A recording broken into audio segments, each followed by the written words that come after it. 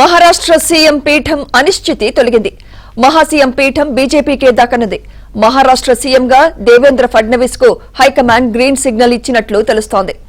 RSS వర్గాలు కూడా ఫడ్నవీస్ వైపే మొగ్గు చూపిస్తున్నట్లు సమాచారం.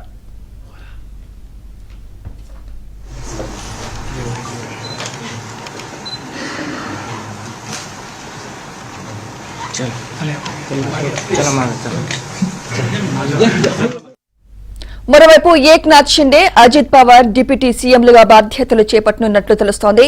శివసేనకు 12 మంత్రి పదవులు దక్కే అవకాశం ఉంది. అజిత్ పవార్ వర్గానికి 10 మంత్రి పదవులు దక్కే అవకాశం ఉన్నట్లు వార్తలు వినిపిస్తున్నాయి.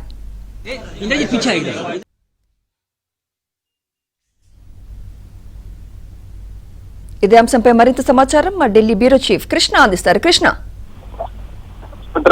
మహారాష్ట్ర సీఎం పైన అయితే చెప్పచ్చు.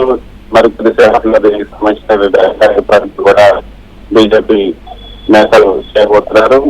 మహారాష్ట్ర సీఎం గా దేవేంద్ర ఫడ్నవీస్ పేరు దాదాపు ఖరారైంది. అయితే ఈ విషయాన్ని ఇటు అజిత్ పవార్ గారికి వర్గానికి కూడా తెలియజేశారు. నిన్న ఢిల్లీకి వచ్చిన అజిత్ పవార్ షిండే ఇటు కేంద్ర హోంశాఖ మంత్రి అదేవిధంగా బీజేపీ జాతీయ అధ్యక్షుడు వీళ్ళిద్దరిని కూడా కలిశారు. వారితో భేటీ అయ్యారు. నిన్న రాత్రి ముంబైకి బయలుదేరి వెళ్ళిపోయారు. దాదాపు దేవేంద్ర ఫడ్నవీస్ ఖరారైన తరుణంలోనే సీఎం గా షిండే తన పదవికి రాజీనామా చేశారు. నిజానికి కొత్త అసెంబ్లీ ఎన్నికైనప్పుడు కొత్తగా ఎన్నికలు జరిగిన తర్వాత మళ్ళీ ప్రస్తుతం ఉన్నటువంటి సీఎం రాజీనామా చేయాల్సి ఉంటుంది. ఆ తర్వాత కొత్త సీఎం పదవి ప్రమాణం చేస్తారు. అందులో భాగంగా ఇప్పుడు అంటే సీఎం గా ఉన్నటువంటి షిండే తన పదవికి రాజీనామా చేశారు. ఆపద్బాంధ సీఎం గా కొనసాగాలని షిండే గవర్నర్ కోసం ఆపద్బాంధ సీఎం గా కొనసాగుతున్నారు. దేవేంద్ర ఫడ్నవీస్ పేరు దాదాపు ఖరారైన నేపథ్యంలోనే షిండే ఎక్స్ వేదికగా తన నేతలకు అదేవిధంగా పార్టీ కార్యకర్తలకు కూడా సందేశాన్ని ఇచ్చారు. ఎవరు కూడా పార్టీ కార్యాలయానికి కానీ నివాసానికి కానీ పెద్ద ఎత్తున రావద్దంటూ ఒక సందేశాన్ని పంపడంతో ఇక ఫడ్నవీస్ పేరు ఖరారైందని అందరూ కూడా భావిస్తున్నారు. మరోపక్క ఫడ్నవీస్ సీఎం కావడానికి అజిత్ పవార్ వర్గం కూడా మొదటి నుంచి మాట్లాడుతుంది. అక్కడ ఒక సీఎం ఇద్దరు డిప్యూటీ సీఎంల పాత్ర తెరపైకి వచ్చే అవకాశం ఉంది. ఇద్దరు షిండే అజిత్ పవార్ ను డిప్యూటీ సీఎంలుగా చేసి ఆ రెండు పార్టీలకు కూడా కొన్ని ముఖ్యమైనటువంటి శాఖలను కేటాయించే అవకాశం ఉన్నట్లు వస్తుంది.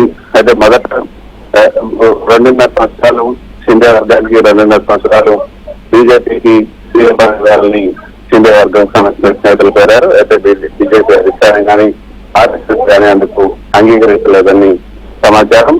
ఆర్ఎస్ఎస్ గట్టిగా పట్టిన నేపథ్యంలోనే ఇక దేవేంద్ర ఫడ్నవీస్ అంటే గతంలో ఎక్కువ సీట్లు ఉన్నప్పటికీ కూడా షిండే వర్గానికి ఇచ్చారు కాబట్టి షిండేకి సీఎం పదవి కట్టబెట్టారు. ఈసారి కొంత త్యాగం చేయాలని కూడా బీజేపీకి చెప్పిన ప్రస్తుతానికి అయితే షిండే సీఎం పదవికి తీసుకోవడానికి అంగీకరించినట్టుగా మనకు సమాచారం.